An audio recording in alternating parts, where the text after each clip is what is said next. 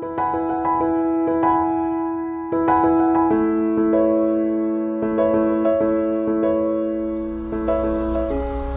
think I'd recommend people to go up there because it's the highest in England, Great Britain I should say.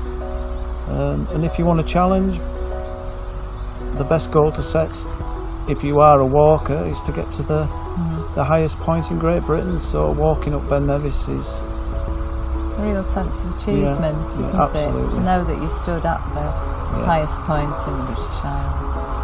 Well, it felt great to be up there. So for anybody who wants to walk to get to the highest point in Great Britain, it's a wonderful thing to do.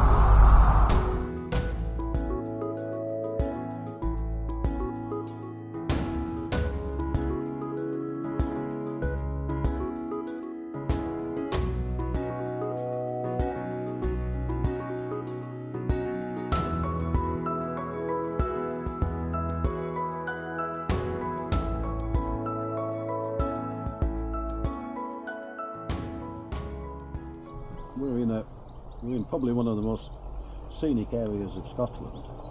This is the start of the Great Glen, and the contrasting and majestic scenery is absolutely tremendous. The Caledonian Canal was completed in about 1822, and originally it was meant, when it was first mooted in the early 1800s, it was an easy way of getting shipping from east to west without being attacked by the French, which we were at war with in the early part of the 19th century, of course. So the English Channel was not a good place to be. The north of Scotland was so wild going round the top, and this was supposed to be the answer. Of course, the war finished in 1815, and then the railways came, and the canal fell from commercial use. But in the last 30 years, certainly leisure has been the big thing. We still get some commercial vessels going through, but mainly it's leisure, and it's well received. It's never the same twice. You can look a bit there now today, be different again tomorrow. And the people around here are very welcoming. I've been here 12 years now with this boat. And I simply came on the off chance I brought the boat from Poland, sailed it 2,000 miles to Inverness, and coming through the canal, saw this and I thought this is an excellent place to sail the Western Isles from, which I've been doing for about 40 years now, and it's stayed here ever since. I've got to know the local people, and they are so supportive and friendly and appreciative of you coming that it's almost like a second home now. Well, I actually grew up in Somerset, so I'm English, but I moved to Loch Arbour 25 years ago, and just came here because of the outdoors. So I'm an outdoor instructor and boat skipper, so I've always been well into sailing and whitewater canoeing and sea kayaking and mountain walking and climbing and all those things. And here in Loch Arbour, which is everywhere from here where we are here, Loch Oig, right the way through down to Fort William and beyond, has been the attraction for me as the outdoor capital now of the UK, as we call it. I live now, I first moved to Corpeth near Fort William, and I live at Gairlochie, which is on the canal. It's where we stop once a week, and it's a quiet little few houses place, but again by the water, in the mountains, great scenery, and that's what I love about the Highlands. I quite like living in a little community, not that remote really, but just in the country, just beautiful. We operate barges in the Great Glen here, and we take 12 guests on a holiday that's a mixture of cruising and activities as we make our way along the Great Glen. So it's a 1 week cruising holiday with outdoor activities, and we've had 2 of these barges. This one's Ross Cranner at the moment here on Loch Oig, and the other one is called Fingal of Caledonia.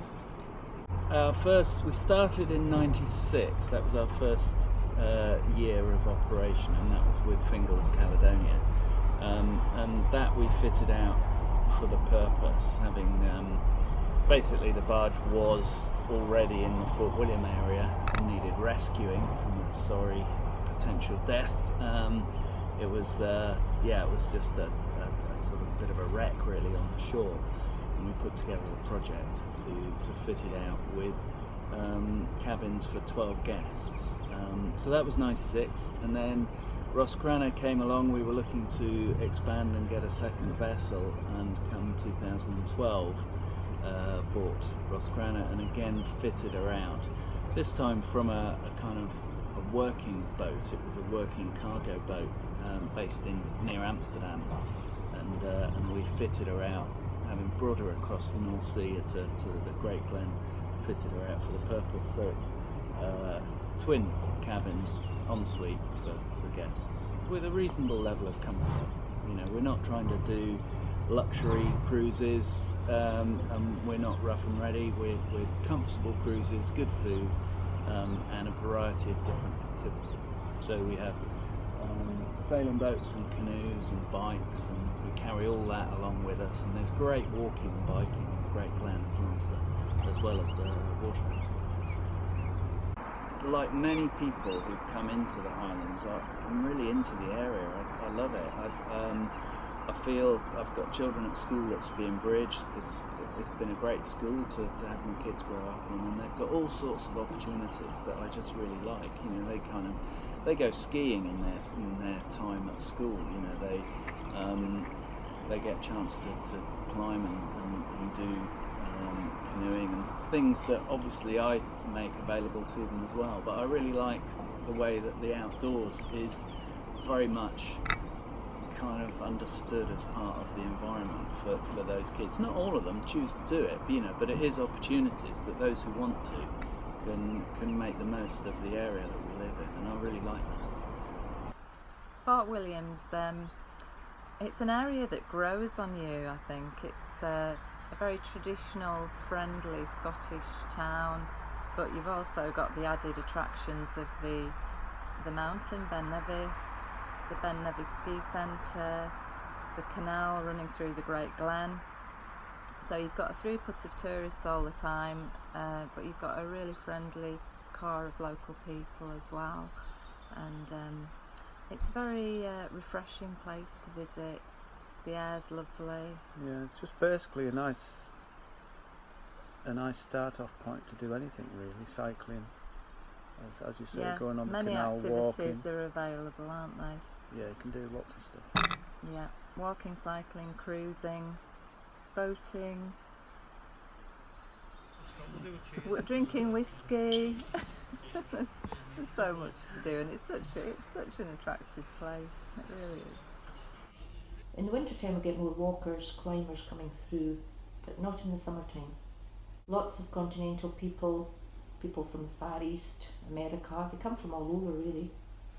And last year a lot of Americans, far more than any other year. And of course British people as well, but mostly foreigners. Lots of tourists come to this area because of Ben Nevis. Not so sure they would come if there wasn't a Ben Nevis. The scenery's good but the weather's poor. Walking up here is wonderful, and fell walking especially so. But you have to respect the mountains just like you need to anywhere. The weather can change just like that, and you've always got to keep an eye open for that and be prepared. It's never been completely clear when we've been up there yet, so but yeah, from when we've seen halfway up, it's been a pretty amazing view. Yeah, it's going to be a gully, quite a wide gully at the top, getting narrow at the bottom. Hopefully some good spring snow and nice and stable. In this type of weather, we check the avalanche reports and it looks okay. That usually takes us about 2.5–3 hours to walk up. But we've got this. Yeah, so hopefully, yeah, it won't be too bad. The walk up there is really bloody tough. It's a long bloody slog. You just got to get your head down, and you know you're in for a 3 to 4 hour walk up, just steadily. But you can It's get a up long time, isn't it? Yeah, it's a long definitely. walk. You can get there in a couple of hours if you go for it, but give yourself 3.5 hours, and it's a tough walk. The beginning's tough as well. It's gradual to start with, and then suddenly it becomes quite rocky and steep, up to the lock, and that's a challenging part, isn't it? Quite tiring. And then you hit the zigzags, which are just painful. And once you get through the zigzags, you get to that bloody first cairn and you think, oh, right, just about, how many? About 20 of them. Just follow There's a row of cairns to There's a guide row of cairns, you. about Yeah. 20 to 30 of them, and they lead you to the very top.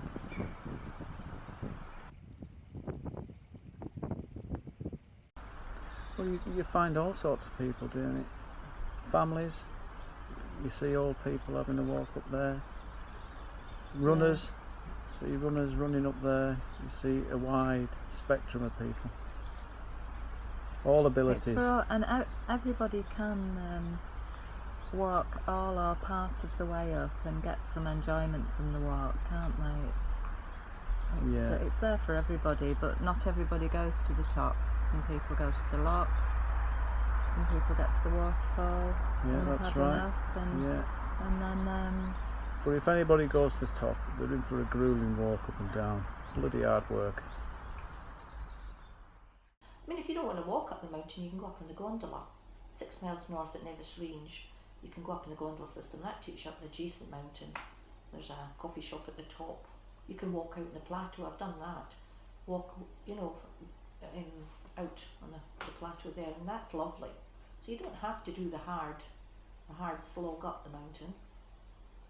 Activity's great. Cycling, of course. Mountain biking is a great thing now. And again, Ben Nevis, the Nevis Range in particular, we have these mountain biking trials now there, etc. And those are big events, really big. The whole place just becomes jam-packed with people. They certainly go for it in a big way. So the gondola is not just used, the ski lifts are not just used for skiing, for the cyclists as well, and the walkers, of course. Walking up here is wonderful, and fell walking especially so.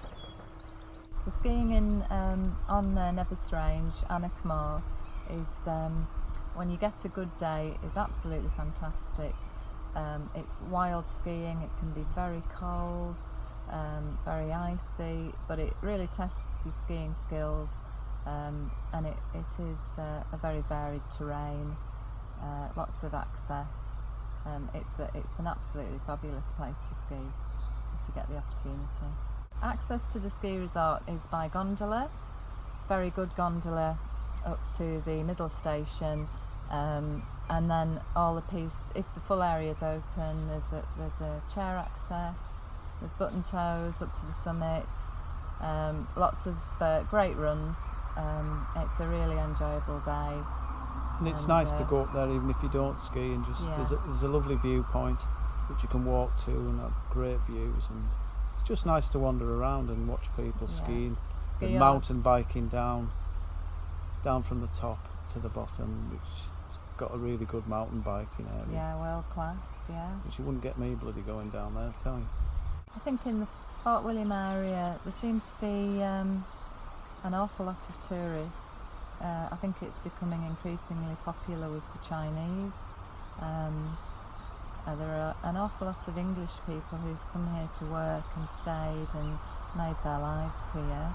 It obviously holds great attraction for tourists and people who are wanting to make their home here. It does give you the feeling that actually it's such a nice place. You could live here, couldn't you? There's so much to do, and it is a friendly, warm place. Yeah, but I reckon it'd be a bit hostile in winter though. So. Yeah, well, So we've been here. You go skiing in winter though. Well, you do. I There's bloody plenty don't. to do. We've been up Ben Nevis in November, and that was bloody. Oh, that was tough. I don't want to talk about it. It was that bad. But we made it to the top. We made it to the top. But we knee didn't see deep anything. snow all the bloody way, and then we didn't see a thing on the top. But today we have, so it's been a very good day, hasn't it? As I've said before, it's been a real worthwhile day today. And we're going to go and have this well-deserved bloody whiskey, aren't we?